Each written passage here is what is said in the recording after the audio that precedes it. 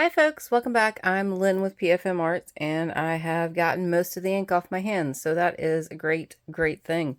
So last time I showed you guys how to make this leather slash suede like paper, and I spent, I don't know, an entire evening making different variations of this, and I just kind of wanted to go through these with you guys and show you like what the possibilities are. I mean, I haven't found an end to them yet, but I wanted to show you what I have so far. So this is the one that I did a while ago, like over a year ago. And this is the other one that I did over a year ago. This one's really pretty. I like the really dark colors in here. And these are the ones that I did on camera last week. I did 3 of them. So we have this one, and we have this one, and we have this one.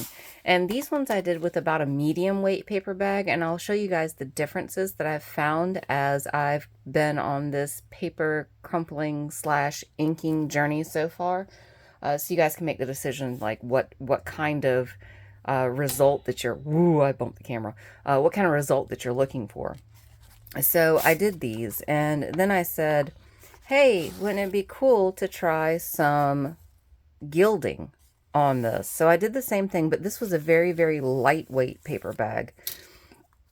And what I used to do it was this Craft Smart Premium Wax Metallic Finish. I used a gold color, it says there. And I bought this from Michaels. And after I crumpled it up and then flattened it back out, I just took some. Actually, let's be honest here. What happened? I ended up with it all over my hands, like all over my hands. And I basically just did this motion here, like not pressing down very hard. But you can see that there is definitely a gold finish to it. And I think it looks really nice. And I think the thing to note with, and I always did 2 of them the same, so I could have like a front cover and a back cover, and I don't know what size I'm going to do just yet, but I wanted to have, options, right? So with the lighter weight paper bag, I don't know, I didn't get as crisp of ridges. So instead of it just like catching the ridge itself, it was like I was kind of smushing it into. So it's not, I think I would call this like not as clearly defined as, and I'll just bring this over here for comparison, not as clearly defined as the medium weight paper bag. So this one, lightweight paper bag, and just this gold finish here.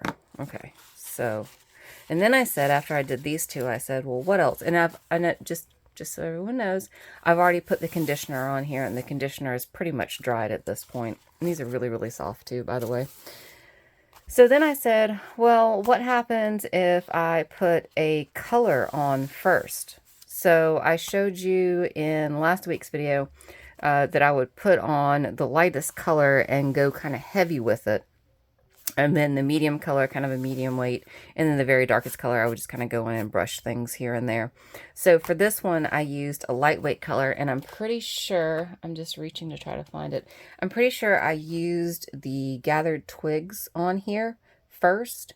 And I went over it in kind of a medium pressure. So not hard, but just a medium pressure. And then I came back in with this same gold, and I just kind of went over the top. Now, as you guys can see, so far I've been doing this quite a bit on here, and I'm actually putting a lot of pressure, and there is literally nothing coming off in my hands, which is super awesome. Like, we're going to seal it with Mod Podge anyway, but here's another example of that same thing, and this is with a lighter weight feeling paper bag.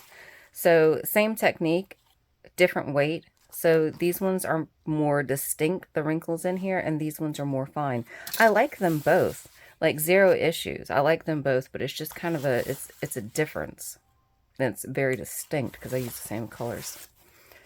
All right, these next two, I used the ground espresso first, again, with that medium weight pressure going across. And then I came back over with the gold finish. And I really like the way that these 2 look. I think it looks really neat. And you can definitely see the shimmer and the shine in it. I really like it. All right, so here's a bit of talking on this one.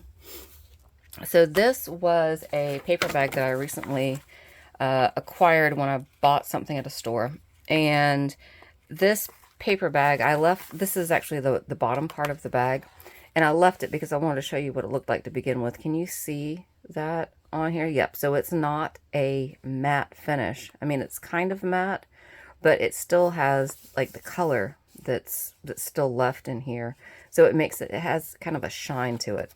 So I didn't have a lot of problem with that shine, but it was definitely different. And this paper bag was the heaviest weight paper bag that I used.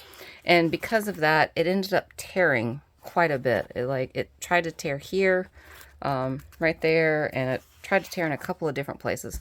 Now, I didn't mean to get the gold on here. This was actually just a transfer. Actually, I wonder if I can just flake that off because it was just a transfer. Yeah, that's fine, whatever. So with this one, all I did was I came over it, I don't know, a medium to lightweight pressure, and I just went over it in the black soot right here. That's what I used on this one. Now, I think in the future, I'm going to look for the medium weight paper bags. I don't really like the light ones. Not that I don't like them. The heavyweight ones are kind of a pain in the butt to me because they have more of a tendency to tear, and you can see all these edges on here. And I was really super careful when I was doing this. And I even put extra conditioner on the back, and you can see it hasn't even quite dried just yet. I was just trying to soften it down a little bit so when I go to wrap it around the cardboard edges, it won't tear. But here's the other one of that. I don't think I would use these types of paper bags anymore. I really like the natural color ones. All right, so same paper bag, and instead of using the black soot, I decided to use the gold wax on this one. I do like the way that this turned out. I think it's really, really pretty. It looks very, I don't know, it looks kind of Renaissance-y to me, but I guess all of these kind of do. So since I was doing this with the blue, I thought to myself, there's also red leather. I mean, literally there's every other kind of leather, and they just dye it. So I was like, well, I don't have any red, so what if I make some red? Yep, so that's what's coming up next.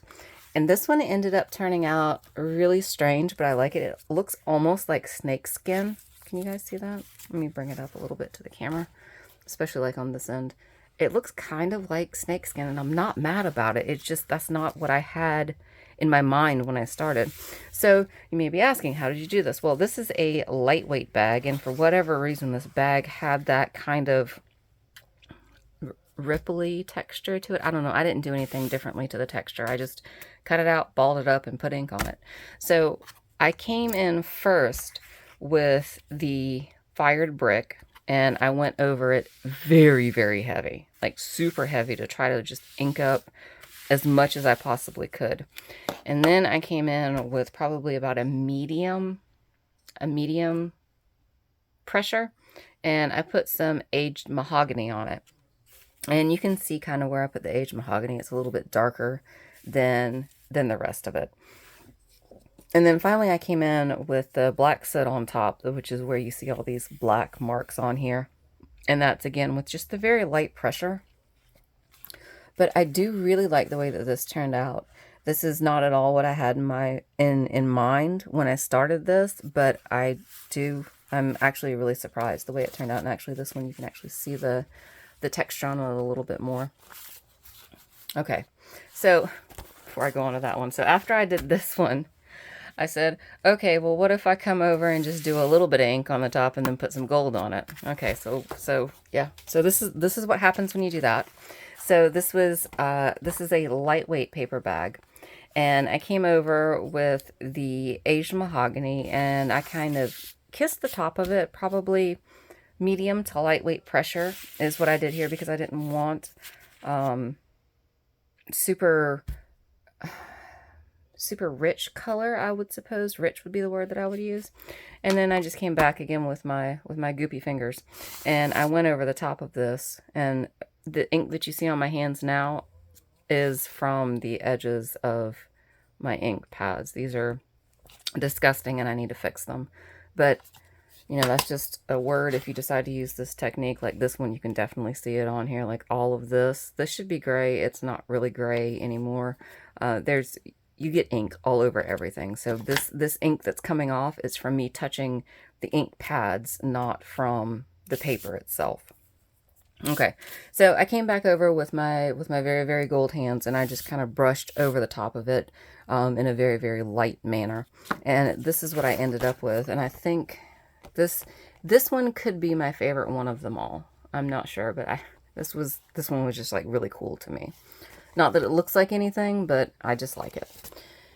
And then I said, what if I used white paper instead? Which is, I mean, that's what we start off with. I said last week I was going to try it with the white paper that I got from IKEA, and this is about a medium weight, like medium to heavyweight, comparing it to the paper bags that I've been using. So how did I get this weird color on here, you may ask? Well, believe it or not, and this is definitely coming up orange and blue on the screen, but I used Worn Lipstick and Salty Ocean. Those are the two that I used for this. I don't know why it turned out like this. It looked very, very pink and very, very blue before I put the conditioner on. The conditioner changed the color a little bit, but I'm not mad about like this. This is actually really, really cool, and I'm definitely going to use this for a journal cover. Now, I did use a fairly large piece of paper with this, so I could definitely get a front cover and a back cover out of this, but I wasn't really sure how it was going to turn out, so I didn't want to do like a whole bunch of them. Okay, so the last one that I did. Okay, here's the last one that I did, and I used, here, I'll go ahead and flip it, and then I'll show you what I used. Bam! That's the last one that I did. And that is, yep, coming up about true to color. I put one of my hairs on here. Actually, that might be a cat hair. So for this one, and I definitely ripped it when I was taking it off where I had it drying. But, so for this one, I used Dried Marigold, which is that lovely yellow-orange color that's coming out here. And I used Victorian Velvet. Now, both of these colors are very, very light. And you know what? I'm going to get a stamp, and I'm going to show you exactly how light these things are, because I don't know, I guess the conditioner intensifies the colors. I guess that's the best way of describing it. Here, I have this bicycle stamp here, and I'm not even going to get the backing to put on. Actually, I'm going to cheat, and I'm going to use this as a backing. Do you guys ever do this sometimes? Probably just me. Okay. All right, I'm going to do the Victorian Velvet first, because I think this is the lighter of the two colors. And I'm going to stamp, actually, I'll just do, I think I'm doing the hearts, and then I'm going to come down here and I'm going to do the wheels. No, whatever, I'll just use this. Okay. Okay, so my stamp definitely had some stuff already on it, and it looked like I already did this, but this was from my variegated color thing. But anyway, looking at these colors here, they're slightly intensified, I would say, than what comes out on the actual stamp. That's funny that this looks like the exact same color, but it's not. These are not the same ones. Weird. Okay. All right. So the other thing that I've been doing today, and I will do a video on this for next week. I'm going to try to do this one for next week. So I told you that I was going to try to make a journal. Not a journal, correction. I was going to look at all the ink that I have everywhere. I was going to do an agenda book for myself, and I wanted to use one of these covers as my actual cover, and I might use, I'll probably do the two that we did on camera last week, or one of the two of the three that we did last week.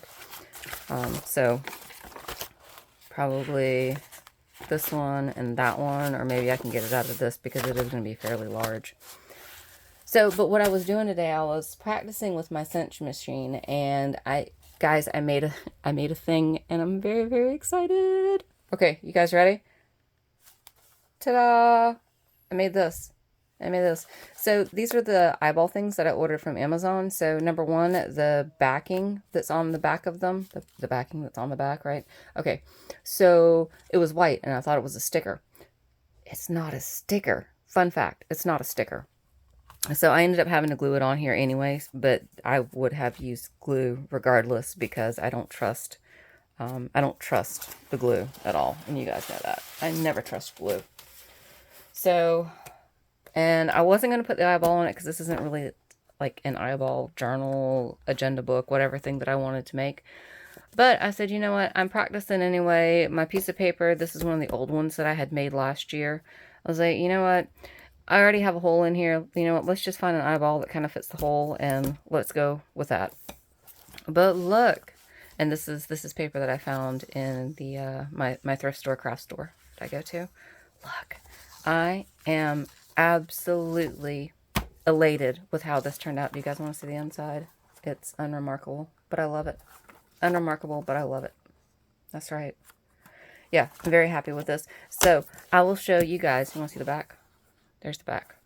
I'll show you guys how to make this in the subsequent video, but I wanted to show you how my faux leather, faux suede pieces turned out of paper, plastic bags, whatever you want to call it. Anyway, guys, I hope you have a great... Whoa, that turned out weird. All right, I hope you have a great rest of your day. There we go. We'll see you next time. Bye.